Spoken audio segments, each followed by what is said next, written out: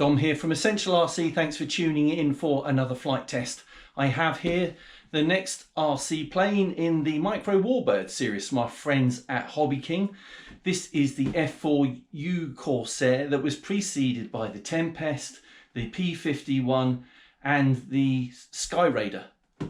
And all absolutely fantastic planes that we flew and had a lot of fun with, and I suspect this is going to be no different. So as the others, this is about 750 millimeters wingspan, comes with all of the servos, the speed controller, the motor and the prop already installed, so there's very little for you to do to put this together. It's really simple assembly. Also comes with the Orx Flight Stabilizer, which has beginner and expert modes. Have to say, I have flown quite a few models without a stabilizer, and now these Warbirds with, and that stabilizer does make a huge difference to how smoothly the model flies. I'm sure some of you out there think gyros will fly the model for you. It really doesn't. It just gets rid of all the turbulence and all the effects of the turbulence on the model while it's flying, and the nature of small models is they get more affected by that turbulence. So it's well worth it, and the model does look really good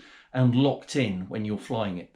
But let's not hang around. Let's take the components out of the box. Let's see what we get. So all the components out of the box, really well packaged. No risk of them being damaged in transit, that's for sure. Let's look at the fuselage first. Observation that the decals are already applied. Nothing else to add on to the scheme. And there's a pilot in the cockpit. Fantastic. Underneath you can see the stabilization system in there and the servos for the elevator and rudder. Moving the front, we've got the speed controller already in there with the brushless motor and the scale 3-blade prop. Nice steerable tail wheel, and we're going to have to glue the horizontal and vertical stabilizers in place. We've got fixed landing gear, which you could choose to add or not to add, up to you, but just secure in place with a couple of screws. The wing, again, decals already applied. Servos already in place and hooked up with their push rods with clevises onto the horns on each of the ailerons. Really nice.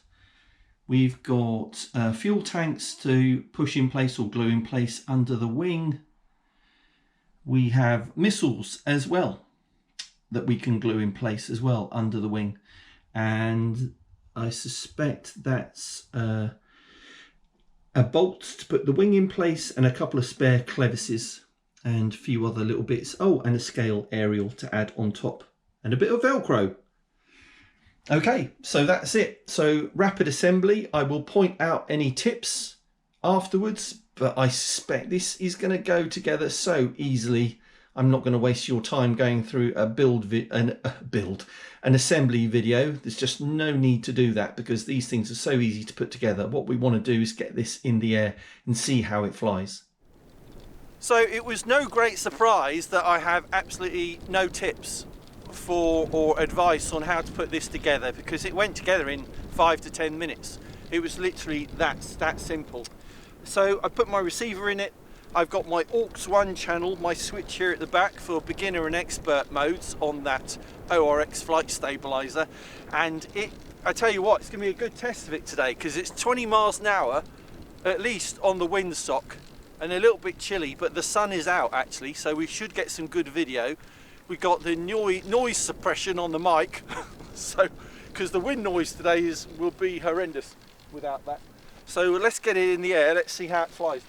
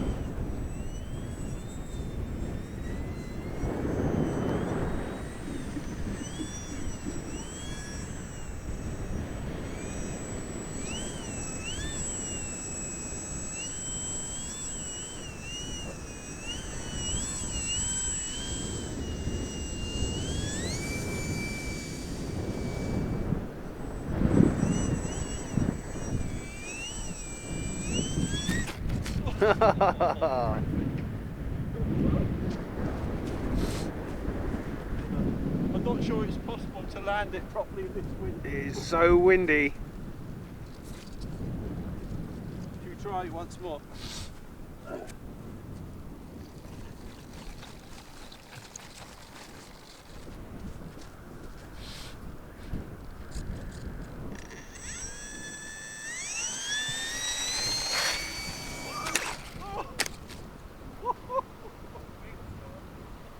Oh, is it? Yeah. Oh shit. So basically I wanted to refilm the landing and that takeoff didn't go very well. So my modification here, as you remember, the full-size F4U Corsair had folding wings so that when it was on the carrier deck it would take up less space, and that is the modification that I have now made. I just need to fit a servo as Carl's suggesting so that I can fold the wings. The reality is that it's just a crack and that will glue together back quite nicely, and that's the benefit of foam, because if this had been a balsa model it would have exploded and be in a lot of tiny pieces. But that's, you know, that's all part of flight testing on Essential RC. We're going to break stuff occasionally and then we fix it and we fly again. Oh, and the prop! No, look, Carl's just pointing it out. I've broken the prop, but no doubt there'll be a replacement from Hobbyking. They'll sort that out. So thanks for watching this Essential RC flight test. I tell you what I will point out, as I suspected, the Orx Flight Stabilizer makes the model flyable in these conditions. It wouldn't be otherwise, but you could see it working hard and ironing out all the turbulence, and there's a horrific amount of turbulence today with this cold wind. My face is literally so cold now I can't talk properly. So thanks for watching this Essential RC flight test. If you want to subscribe for more, then please do that, but please click the bell icon for notifications of uploads. So that's it. Carl's over there all huddled up. Jason's on the camera and he's just going to be complaining at me in a moment about how cold it is. We are committed to coming out in these conditions. So thanks for watching. We'll see you soon. Cheers. Bye.